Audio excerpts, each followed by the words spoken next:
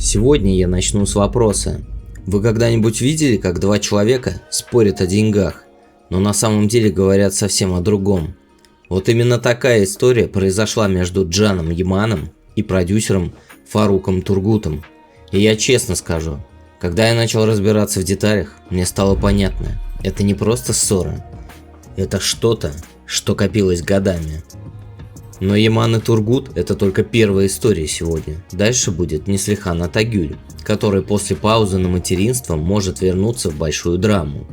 Будет и Сыла Тюркаглу, и опять Клюквенный щербет, хотя она оттуда ушла уже давно. Также будет и Далекий город с тревожными слухами перед третьим сезоном. Ну а Ханда Эрчел удивила не нарядом, а кастрюлей.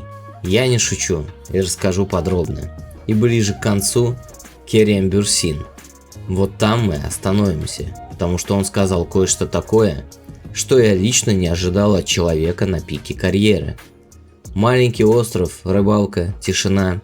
Звучит просто, но за этим стоит кое-что большее. Давайте разбираться. Итак, с чего все началось? Фарук Тургут дал интервью, и в какой-то момент его спросили, если бы Джан Яман захотел вернуться к нему в проект, то согласился бы? Тургут ответил коротко «нет».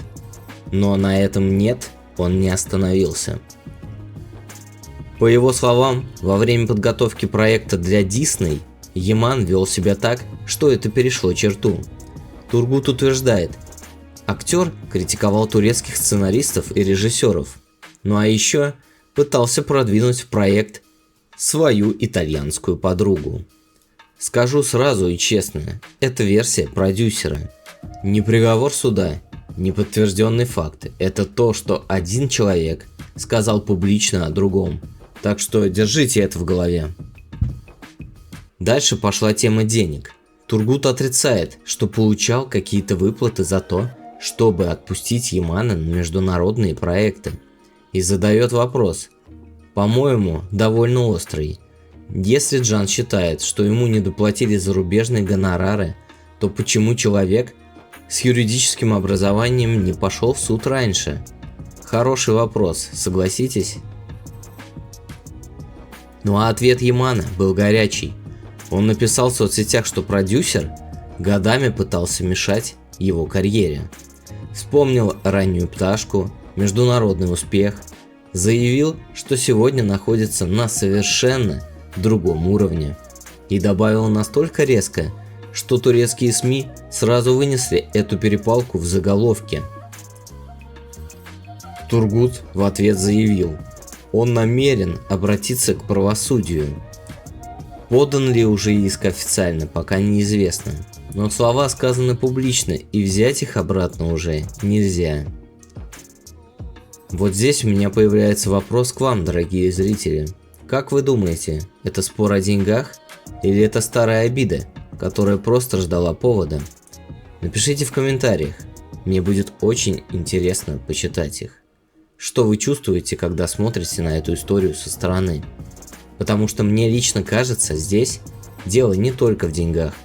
Здесь дело в том, что кому-то что-то должен не в финансовом смысле, а в человеческом.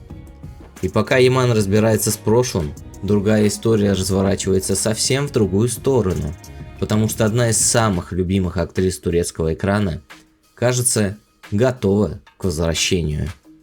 Скажите мне, но только честно, вы скучали по Неслихан Атагюль на экране? Я спрашиваю не просто так, потому что после «Черной любви» прошло время, потом была пауза, связанная с рождением ребенка, и многие зрители начали задавать вопрос, ну когда же актриса уже появится на экранах? По данным турецкой журналистки Берсен Алтунташ, она один из самых надежных источников в этой сфере. Неслихан сейчас готовится к новому проекту компании Айюпим, рабочее название «Капризы судьбы», или по-турецки «Кадерин Цельвеси». Подчеркну, это кодовое название, финального официального анонса канала пока не было, но детали уже есть, и они очень интересные. В центре сюжета женщина с непростым прошлым, связанным с ночным заведением. Главное не место действия, а история. Она решает сама изменить свою жизнь. Не ждет, пока кто-то спасет, а берет и меняет. Над сценарием работает Озлем Йылмаз и Анил Эке, режиссер Надим Гюч, и это серьезная команда. И вот что я думаю лично. Неслихан – одна из немногих турецких актрис, у которой есть особое качество. Она не играет страдания на показ. Она его проживает так, что зритель чувствует его изнутри. Именно поэтому «Черная любовь» до сих пор пересматривают снова и снова. Там не было лишних слез, там была правда. Если этот проект состоится, то лично я буду смотреть. А канал пока не объявлен, следим. Но впереди история, которая не про возвращение, а про то, почему некоторые уходы так долго не отпускают. Клюквенный щербет и Сылы Тёркоглу. Вот вопрос, который я задаю себе, когда вижу эту историю. Но зачем продюсер говорит об актрисе, которая ушла из сериала уже давно? Фарук Тургут, тот самый, которого мы только что обсуждали в истории с Яманом, заявил в интервью, что принципиально не возвращает актеров, которые ушли. И еще добавил, такие уходы, по его опыту, обычно связаны с желанием получить большой гонорар. Имя Сылы Тёркоглу прозвучало именно в этом контексте. Это сильное утверждение, но опять же, это версия одной стороны. Агентство Сылы, талента Менджарик, ответило публично и довольно четко. Уход актрисы из клюквенного щербета не был связан с деньгами. Речь шла о профессиональных принципах и о желании работать в спокойной атмосфере. И тут появляются два разных объяснения одного и того же события. Но кому верить, каждый решает сам. Но я обращу ваше внимание вот на что. Сыла после ухода снялась в сериале «Доктор. Другая жизнь». Проект завершился после 6 серий. Это тоже факт, который присутствует в этой истории, хотим мы того или нет. Мне кажется важным одно. Зрители клюквенного щербета помнят ее героиню Догу, помнят тепло, которое она вносила в сериал. И именно поэтому каждый раз, когда ее имя звучит рядом с этим сериалом, это снова задевает. Уход из сериала – это не просто строчка в контракте. Иногда это история, которая живет еще долго после финальной сцены. После 2 тяжелых историй сделаем паузу, и Ханде Эрчел нам в этом поможет. Честно, когда я увидел эту новость, я улыбнулся. Ханде Эрчел – актриса, о которой обычно говорят в контексте нарядов, фотосессий, отношений, красных дорожек. И вдруг в ее соцсетях появляется тарелка Ашуры с подписью «Берекетюре» с изобилием, с благословением. Ашура – это традиционный турецкий десерт. Его варят из пшеницы, сухофруктов, орехов, бобовых. Звучит неожиданно, но вкус особенный. И главное здесь не рецепт, а смысл. В Турции Ашура – это угощение, которым делятся с соседями, с близкими, с теми, кого хочешь порадовать. День Ашуры в 2026 году пришелся на 25 июня, и Ханде опубликовал свой пост через 2 дня. Все в традиционном времени. Вот что мне в этом нравится. За всем глянцем иногда вдруг видно обычного человека, который стоит на кухне, варит что-то своими руками и думает о близких. И это не скандал, не какая-то сенсация, но именно такие моменты иногда говорят о человеке больше, чем любое сплетническое интервью. Ладно, хватит тепла, потому что следующая история про деньги и большие деньги. Турецкая пресса сообщила, что Деврим Аскан стала лицом автомобильного бренда, а ее гонорар мог составить 11,5 миллионов турецких лир. Сумма звучит внушительно, но нужно остановиться на секунду. Источник этой информации закулисный, как написал ТГРТ Хейбер. В оригинальном тексте использованы слова «öne sürüldü» и «konu sürüyor», то есть утверждается и обсуждается. Официального подтверждения от самой актрисы, от ее агентства или от бренда нет. Это важно понимать. Потому что в турецкой развлекательной прессе сумма гонораров – один из любимых способов привлечь внимание. Иногда цифры реальные, иногда округленные в очень большую сторону. Но вопрос в другом, почему имя Деври Маскан вообще звучит рядом с такими контрактами?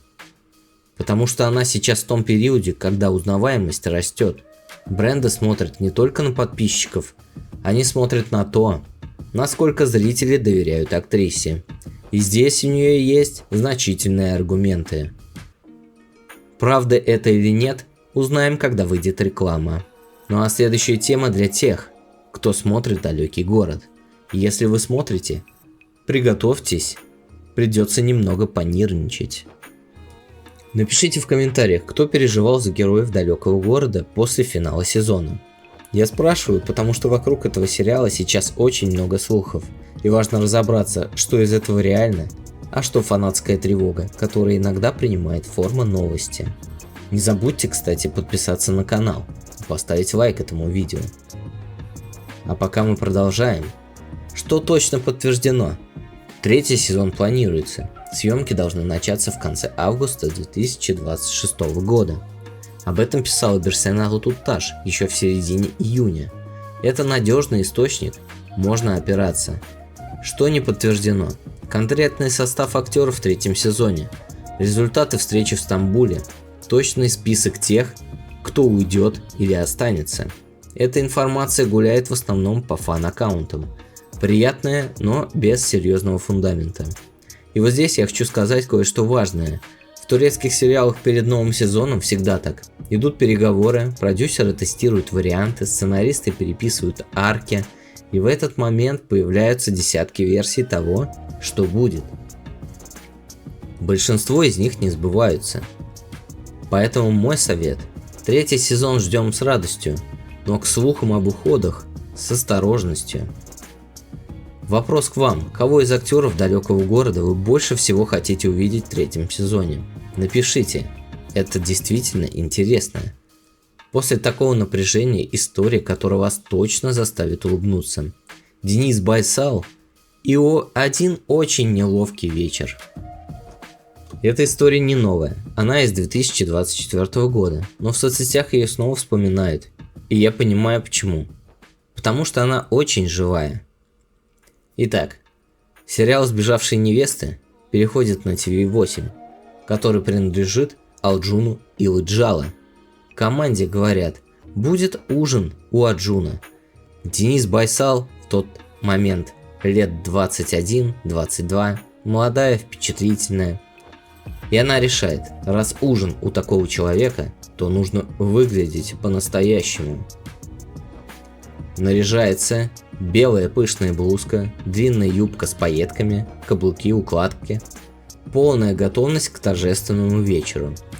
Приезжает, смотрит на коллег, и что она там видит? Футболки, кепки, джинсы. Вот это вот ощущение. Земля, откройся, я думаю, знакомо многим.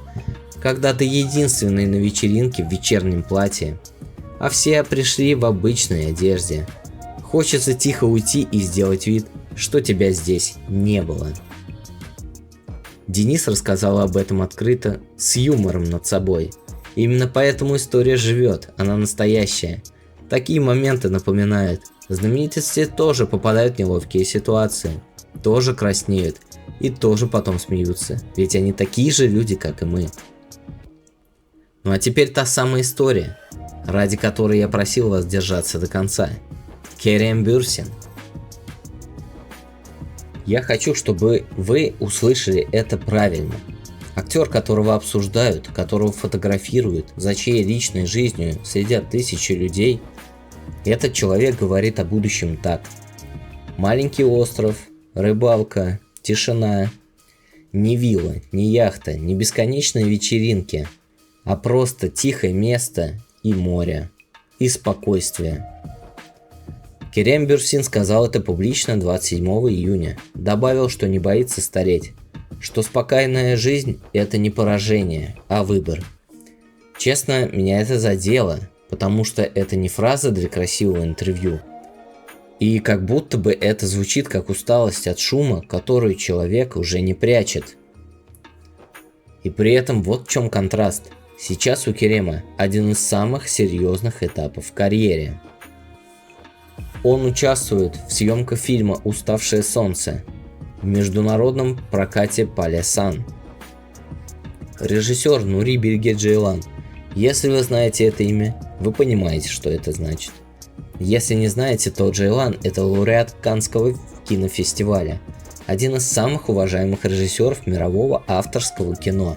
Это не сериал для рейтингов, это другой разговор, другая глубина и другие требования к актеру. В проекте также участвует Пынар Денис. Скажу аккуратно, центральная роль у нее – роль Керема в составе фильма, но детали пока не раскрывались. И поэтому я не буду преувеличивать.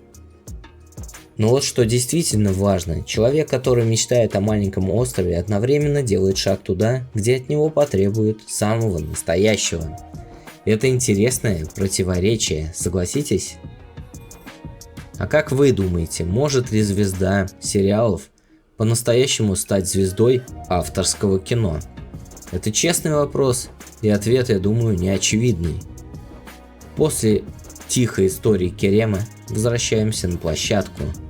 Там, где тихо не бывает. Рабия Саютюрк кое-что сказала. Рабия Саютюрк дала понять, с некоторыми коллегами она работает, но дружить не будет. Ее слова разошлись через Уандио из соцсети. Смысл простой. Талант она уважает.